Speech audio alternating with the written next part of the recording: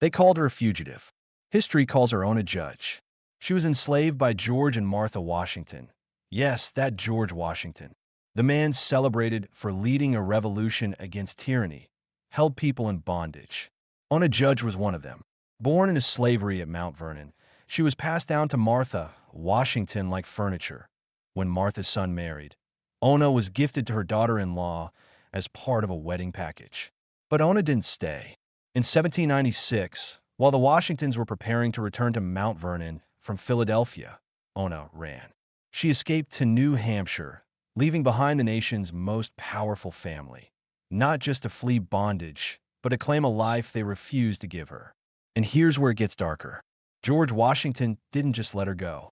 He used federal resources to try to recapture her, while publicly portraying himself as a noble defender of liberty.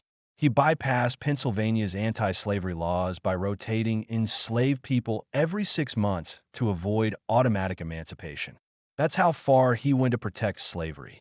He sent agents. He worked behind closed doors to manipulate governors.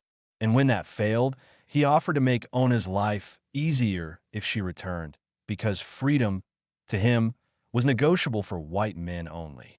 Ona refused. She lived the rest of her life in hiding, poor but free. She died in 1848, the same year slavery was finally abolished in Connecticut. This story isn't debated. It's documented. Erica Armstrong Dunbar's Never Caught lays it bare. Ona Judge told her story in her own words in interviews before her death. So why don't we learn this in school?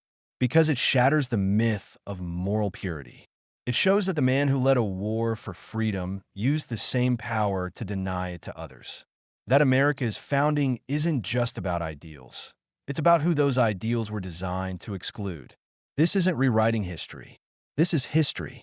And Ona Judge? She didn't just escape a president. She exposed a nation.